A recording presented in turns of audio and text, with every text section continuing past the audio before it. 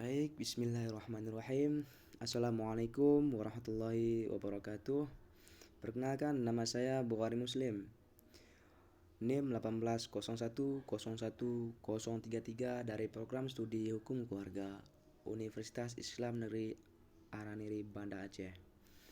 Alhamdulillah, alhamdulillahirabbil alamin wassalatu wassalamu ala asrofil anbiya wal mursalin wa ala alihi washabbihi ajmain. Amma ba'du. Yang saya hormati Bapak Rija Afrian Mustaqim selaku dosen dari Ilmu Falak Universitas Islam Negeri Araniri Banda Aceh. Nah, di sini kita akan membahas tentang awal waktu subuh dalam perspektif hukum Islam. Dalam perspektif Nahdlatul Ulama. Nah, di sini kita akan membahas secara singkat dan tepat dan padat. Nah, di sini baterai kita juga lemah ini ternyata, tapi nggak apa-apa lah. Kita lanjut saja. Kita akan membahas tentang pengertian dan dasar hukum salat. Nah, di sini sebelum kita masuk ke jauh-jauh tentang judul yang di atas tadi, kita membahas tentang sholat. Nah, dasar hukum waktu sholat. Nah, apa itu sholat sebenarnya? Kan kita belum mengetahui. Nah, mungkin kita bisa mengetahui dengan mendengarkan sebuah video kita ini. Dan mungkin bisa membaca-baca juga ini dengan di belakang saya ini, belakang layar saya masukkan materi kita. Nah, salat memiliki arti secara bahasa dan istilah. Yang secara bahasa atau lughah berasal dari kata yang memiliki arti doa. Nah, berarti salat itu adalah doa. Secara istilah bermakna ibadah yang dilakukan berupa ucapan dan perbuatan yang dimulai dari takbiratul ihram dan diakhiri dengan salam sesuai dengan syarat-syarat yang sudah ditentukan. Di dalam Kamus Besar Bahasa Indonesia, arti salat adalah rukun Islam kedua. Nah, berupa ibadah kepada Allah Subhanahu wa taala wajib dilakukan oleh setiap muslim mukallaf dan syarat rukun dan bacaan tertentu. Nah, Allah Subhanahu wa taala telah menjelaskan pada Quran surah Al-Baqarah ayat 153 yang artinya, hai orang-orang yang beriman, jadikanlah sabar dan salat sebagai penolongmu. Sesungguhnya Allah berserta orang-orang yang sabar. Quran surah Al-Baqarah ayat 153. Selanjutnya kita akan membahas tentang biografi Nahdlatul Ulama.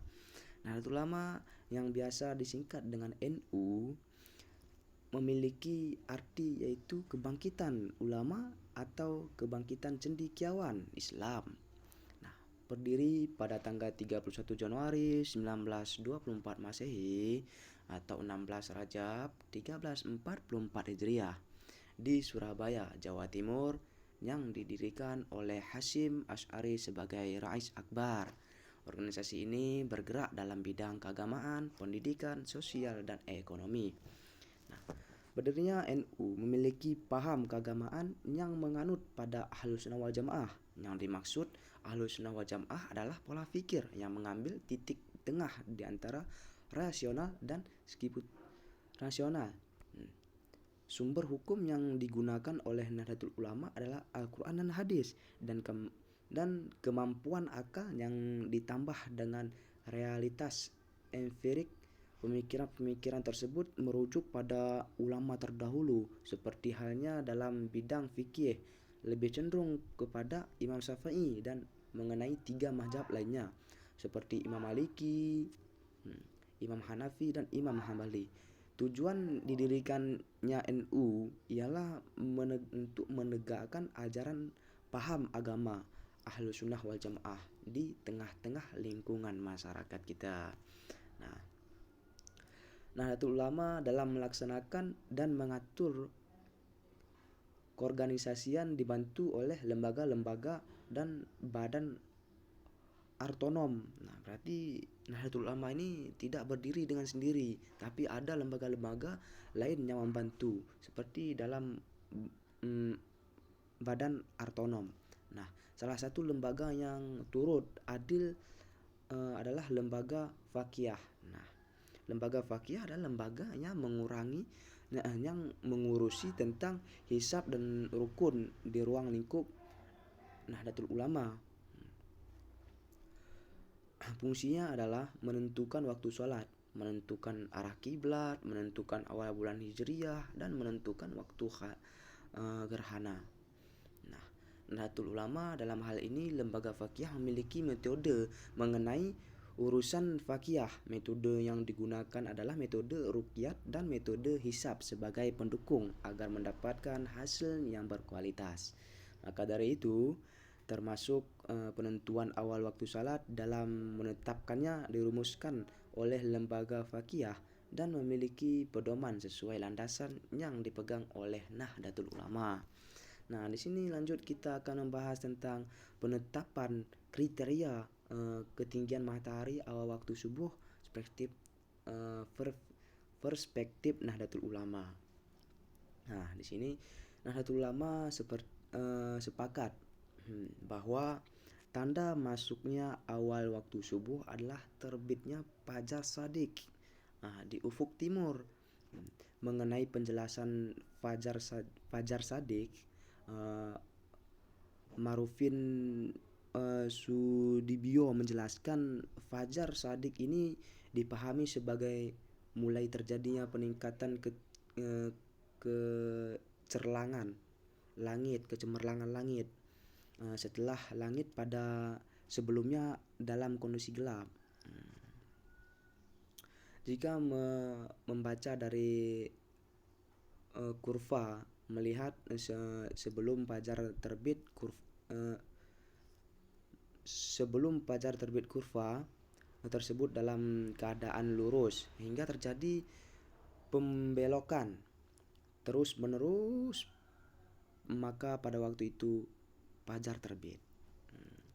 Nah, selanjutnya kita sama halnya dengan kriteria agama, Kementerian Agama, sama halnya dengan Kementerian Agama, bahwa yang menjadi perbedaan adalah di waktu keutamaan dalam melaksanakannya.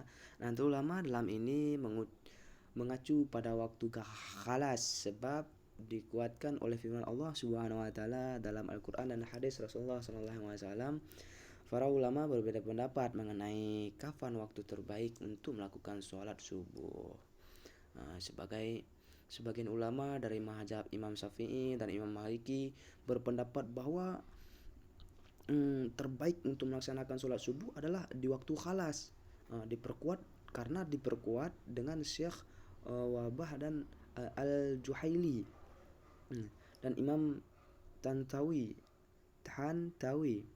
Berbeda lagi dengan sebagian ulama dari mazhab Imam Hanafi, Imam At-Tabari berpendapat bahwa waktu isfar adalah waktu terbaik dalam melakukan sholat subuh itu. Sesuai hadis Rasulullah, ada 3 pendapat mengenai waktu fajar shadiq. Pendapat pertama menurut Imam Abbas radhiyallahu anhu mengatakan fajar shadiq adalah cahaya yang sudah cukup terang di ufuk timur dan cukup terang sehingga sudah menerangi puncak-puncak perbukitan pergunungan. Pendapat kedua dikemukakan oleh Imam Al-Ghazali. Fajar shadiq adalah fajar cahaya putih yang kemerah-merahan tentang terang di ufuk timur yang menyebar secara horizontal dan mudah dikenali oleh mata. Nah, itu pendapat Imam Al-Ghazali. Dan kemudian itu ada pendapat yang ketiga dari Al-Jamakhsyari, mengemukakan bahwa fajar shadiq adalah cahaya selain fajar kajib yang sudah muncul di ufuk timur meskipun masih samar dan putih. Nah, jadi dari beberapa pendapat para imam-imam dan pendapat NU, nah di sini kita sudah mengetahui kapan itu masuknya waktu sholat subuh. Nah, mungkin hanya ini yang dapat saya sampaikan. Lebih dan kurang saya mohon maaf. Wabillahi taufiq wal hidayah. Assalamualaikum warahmatullahi wabarakatuh.